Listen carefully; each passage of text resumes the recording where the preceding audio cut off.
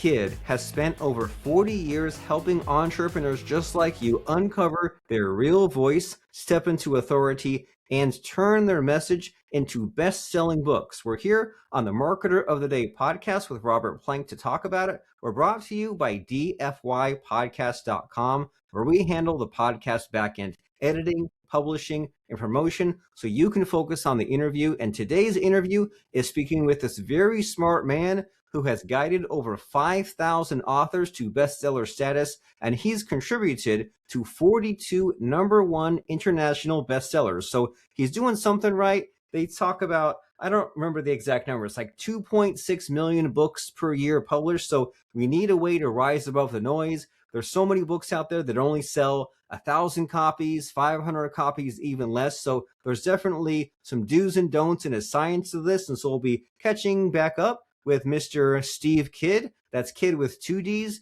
from thrivingbestsellers.com, to share this, what we need to know for some authorship success. So Mr. Steve Kidd, been a few years. How are you? Doing really good. How about yourself? I can't complain. I'm doing well. I'm busier than ever, but I'm also more organized than ever. And I feel like maybe when I was younger, I would start a lot but not finish. And now I feel like I'm more of like, I finish everything I start, if not maybe like 92%. So life is good, friend. I love that. Absolutely. Very nice. And so to get us caught up, my understanding is you help people put out some bestsellers. Is that correct? Absolutely. And, the funny part about it is though I've worked with over 5,000 authors, and we've been a marketing company for 40 plus years now.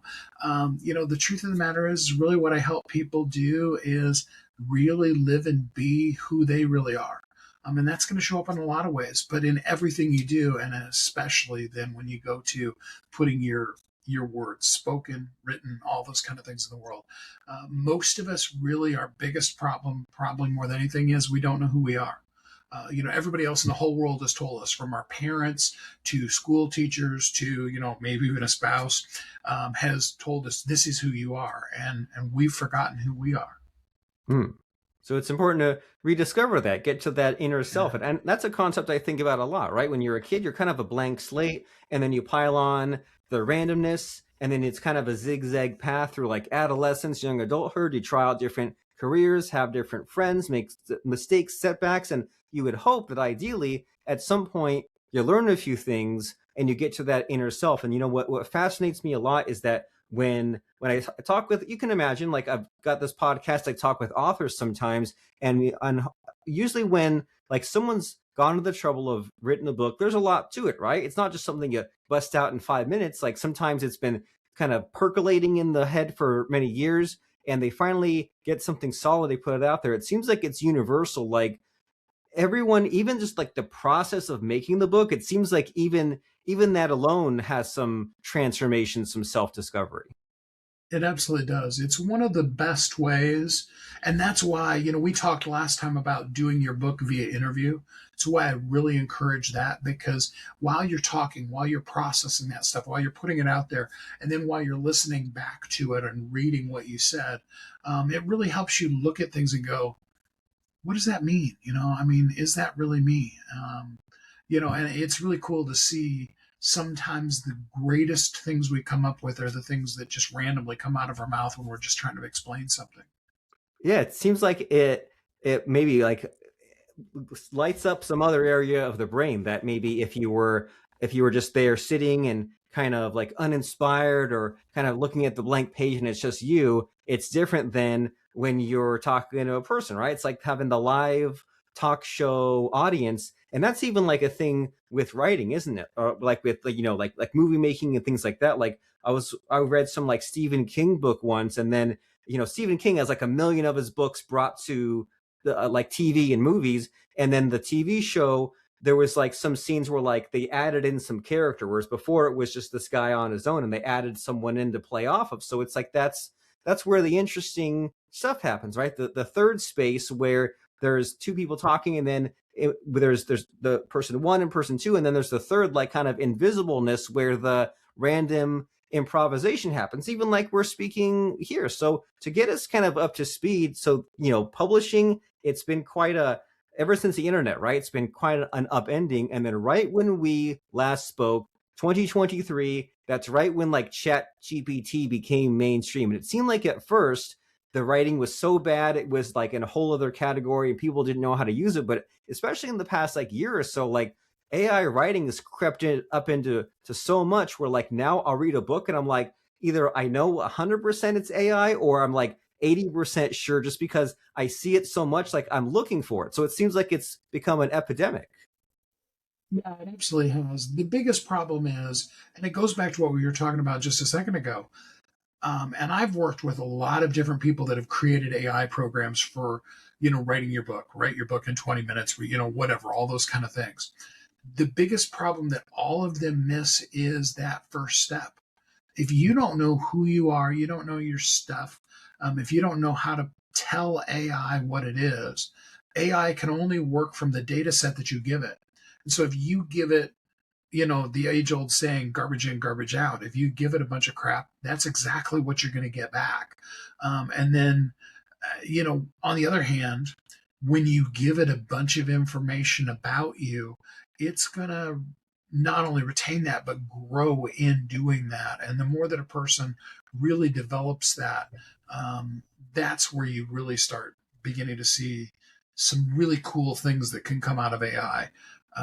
It just really depends on, are you willing to, number one, know you, and then two, really actually be willing to share that in an environment that it can then develop the real you out of it versus just, having something that sounds like everybody else, or telling it, write a book in the style of Terry Brooks. And, it's like, it's funny.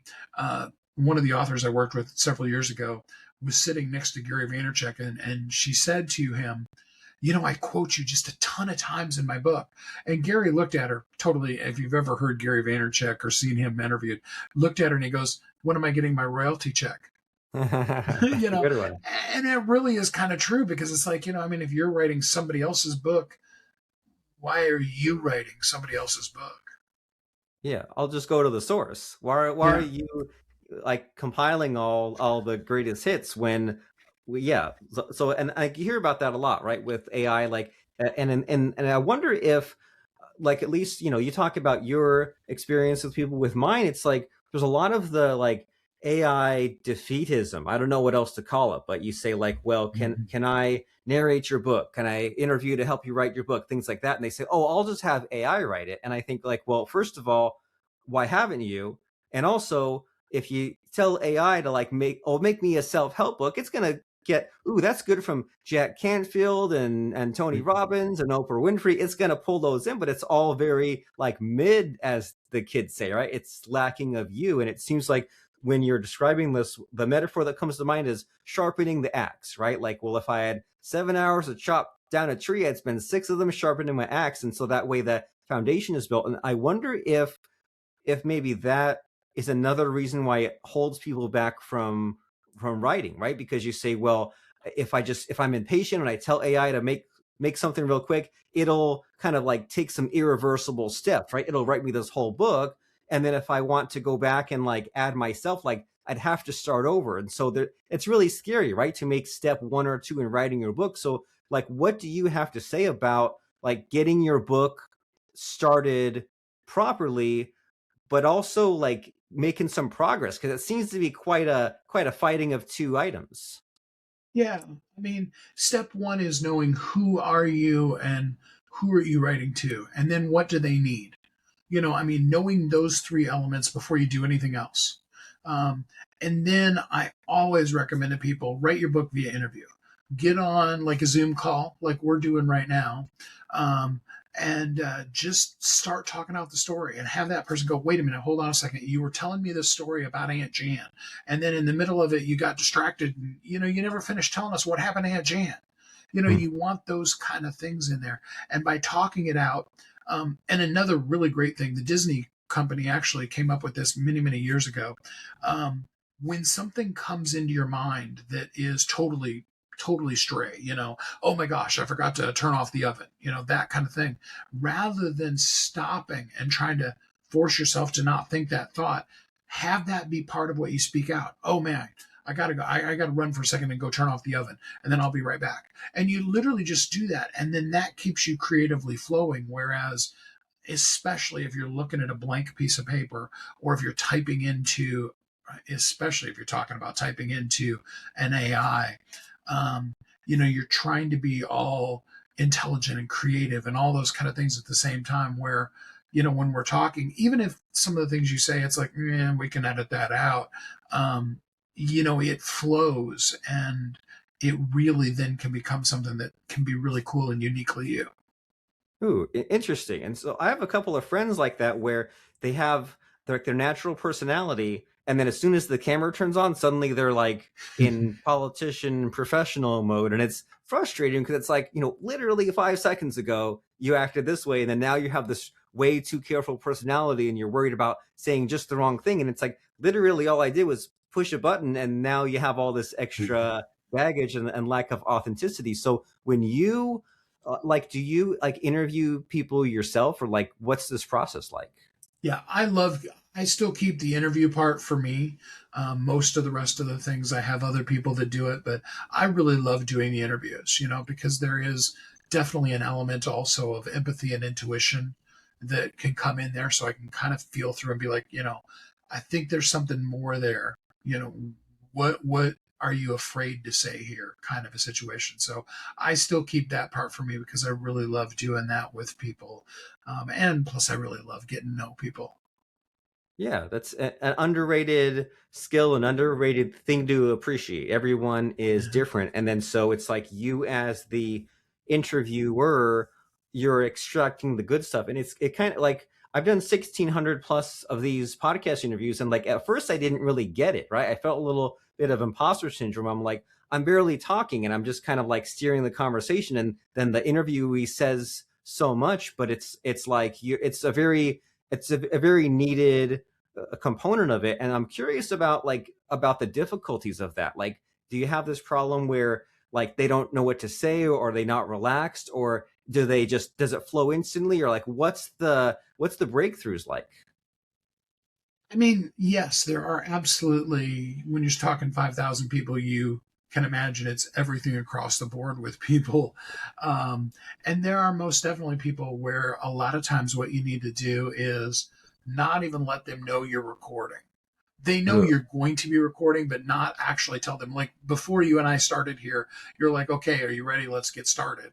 5, 4, 3, 2, 1 countdown kind of a thing. Whereas when you're in a Zoom room, you could actually get them talking and just starting to share the thing. And it's like, oh, and this and this and this, and just reach over and just, quietly hit the record button. Now, the only difficulty with that is Zoom added in a thing where it now pops up a thing on their screen and says, the recording has been started. And it's like, don't do that. Just let us sneak it in Right. on them. Keep my It's stealth. like, yeah, I got all that, but that does sometimes help people. And the biggest piece of it, though, really does come back to just talk, just start saying the stuff. Most of the biggest problem people have with the book they write is they're thinking they're supposed to write a specific book because of a trend or something somebody told them to do, versus really understanding that thing that they could talk about forever. You know how it is, and you've Oh, done yeah. enough of these podcasts that when you hit that sweet spot for a person, they just boom. I mean, no matter how uncomfortable they were, you ask them that one question, and literally you usually have to interrupt them and be like, okay, cool, that, let's move on to the next question, right? Yeah. Everybody has that in them. And when you hit that spot with them, you can pretty well just sit back and just, let them go. I mean, and if they take an hour just talking about that thing, some of it you won't keep, but there will be a lot of really cool stuff in there. Oh yeah, it's the first draft, and I'd rather have too much good stuff that I have to cut than not enough and have to scramble. And so, what's your sweet spot, Mr. Steve? Is it just the magic of extracting the value out of the interview, or what's that thing where when you start talking, you just go on for an hour plus? Oh, for me, it absolutely has to do with who are you? When God calls your name, who shows up? What is the you that really is you? Going back to what I just said a minute ago, what is that thing that once it starts, you could talk about it forever? And, your best friend, or if you have teenagers, this is perfect, because if you have teenagers, that thing that as soon as that subject comes up, they roll their eyes because they know, oh my gosh, here goes mom, here goes dad, kind of a thing. That I love talking about that. I mean, I could talk about that forever. Nice. So it's like here's dad talking about fishing poles or talking about types of boats or things like that. Like, Yeah, well, cool. yeah. That's yeah, there's that's underrated, right? There needs to be more of that in the world. People lighting up, getting passionate and excited about what there is because life is so short. And so you help these people who may be struggling with the idea, struggling with the content, get the book out there, get it promoted, making it a bestseller. And there's so much to that, right? We could talk for hours about how to sell 100,000 copies or how to get the word out about your book. But like, what do you think is maybe not spoken enough? What do you think might be the missing question in our conversation about book authoring and publishing? Absolutely. The question is, what doesn't anybody really plan on? And the answer to that is nobody is talking really about how do you really truly market your book. Um, I mean, back when I started doing bestsellers, nobody had a bestseller campaign. Now, you know, if you type that into a search engine, you'll get bombarded with all kinds of stuff for it forever. Your Facebook is going to Yeah. start popping up ads on that. Um, but most people don't think about your book is a product like any others. And every product has to have a marketing plan and a marketing budget, whatever that is, and people are going to be at different levels on what they can afford to do it. But without a plan, without a budget for that, it's not going to go anywhere. And most people, they launch the book, they hit bestseller, they're so excited, and then they do nothing to follow it up. And that's most of what I spend most of my time these days is helping people go, okay, you've got that book out. Now, what are we going to do with it? How are we going to especially get it the verified purchaser reviews? That's going to move the needle probably more than just about anything else when it comes to a person's ranking on their book and stuff like that. And what is your ongoing budget? Probably lastly, just to kind of add that, because I feel this sometimes, so I'm sure other people do. When we talk about budget, a lot of times people are like, well, I don't have any money. Everything's time versus money. So either you're going to have to spend the money or you're going to have to spend the time to first learn what the experts that do that know and then do that work yourself. And your time is worth money, whether you pay yourself properly or not. Oh yeah, 100%. So, and it's reassuring, right? You're saying that it's a math problem in a way, and that we need to have some kind of a plan in so many aspects of life, right? Like, do you think you're just going to like magically, randomly luck into having a bestseller? I'm sure that's some author's dreams, but what's the likelihood versus of you saying, okay, well, here's the budget. Here's what we'll do for ads. Here's what we'll do for the verified reviews. Here's the speaking appearances. Here's the social posts, the email marketing. It's like what, and even if you were to luck into the number one bestseller slot, well, wouldn't it make sense to luck into it plus also hedge your bets and take these extra actions? And so I like that. So you're saying, well, you could either put in the sweat equity or the money, and what the heck is the deal with it anyways, where it seems like again, like thinking back to like conversations I have and that you have, like it seems like authors are willing to pay for like the formatting and the publisher. And the thing I hear lately is, well, I need to pay for an agent. But then that advertising money, even though it's still American dollars, it seems to be like categorized mentally differently, right? Like, well, once I spend $500 on Amazon ads or Google ads, like then it's poof, gone, it's up in smoke. And so like, what's the deal with that? Why are authors so gosh dang afraid to spend ad money? I mean, number one, because we still have a very field of dreams mentality about books, if you know what I mean, referring back to that, if you build it, they will come kind of a thing. Um, you mentioned in your intro the 2.6 ish million books every year that are going out. And people immediately are like, oh, yeah, but mine's going to take off, I'll win the and lottery. it's, yeah, and it's just really not realistic. And nobody is saying from the beginning. So you go to a traditional ghostwriter, publishing company, whatever, they're talking about all of those different kind of things, but nobody's saying, What is your marketing program? What is your ad budget? I mean, if you're going to spend 35, 40, $50,000 to get your book done, wouldn't you be better off to spend 30 or 45 and have at least the first $5,000 for, the marketing of the book? Because the truth is, bestseller, even hitting number one, that's a day one launch strategy.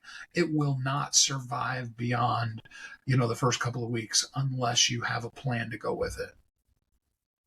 Very wise. So it's a budgeting problem, and Yeah. you've been around the block 5,000 times, right? You've seen a few things, and versus if someone was just trying to wing it, go it alone, it's their first book, it just seems like a very low chance of success. If you just learned how to drive a car yesterday, would you get in a car and drive it across the country? Well, probably not. You haven't had that much experience of getting it done. So it makes a lot of logical sense for someone to have that conversation with you, Mr. Steve Kidd with 2 Ds from thrivingbestsellers.com. And so if someone says, okay, I want to get this conversation with Mr. Steve and talk about like what can be done, right? If I do it myself or done for you or something in the middle or getting the book done with the interview or marketing it, there's all these possible paths. And I'm sure someone might be and has been overwhelmed with like the future possibilities as far as their book. So what's the next step? If someone says, I don't even know where to start, but I know I should talk to Mr. Steve, where should they go? Go to stevekidd.com. That's kid with 2 Ds. ASKSTEVEKIDD.com. That goes straight to Calendly. We'll put you right onto my calendar.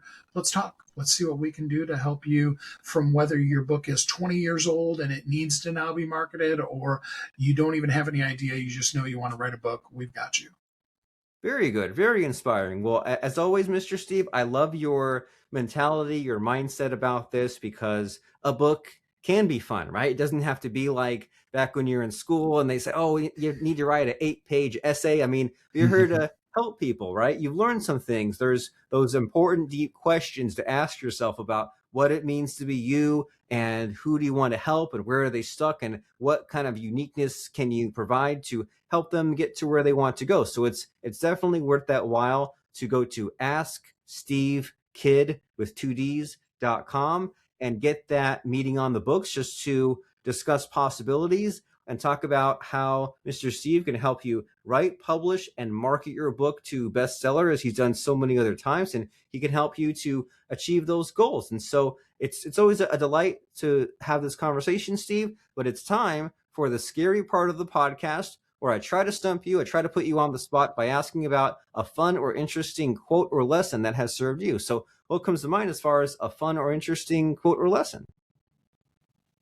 Probably one of my favorite quotes is from the book The Silver Chair. It's part of the Chronicles of Narnia.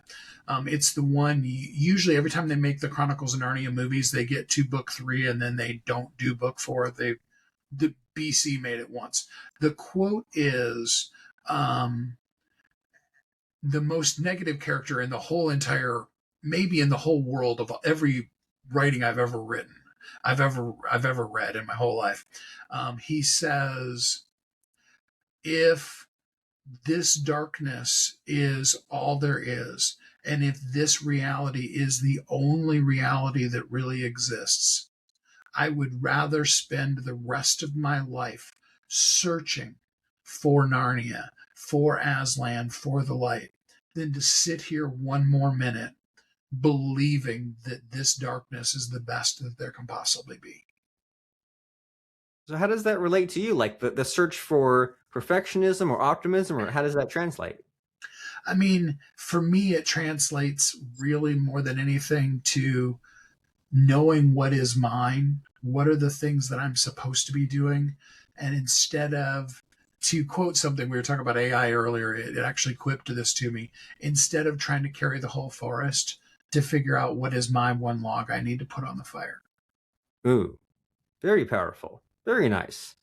Well, cool. I'm always impressed, Mr. Steve, by chatting about author and book writing and possibilities. And so if you have a book in you, or like he said, if you have a book that's 10 years old, 20 years old, and needs some fixing up, well, then don't go it alone, right? That's ridiculous. Talk to someone that has a whole team that enjoys this, that's done this, by going to askstevekidd.com with 2 Ds, and we see you there. And thanks, Mr. Steve, for taking the time and enthralling us once again with the exciting, fast-paced world of book publishing. So thank you.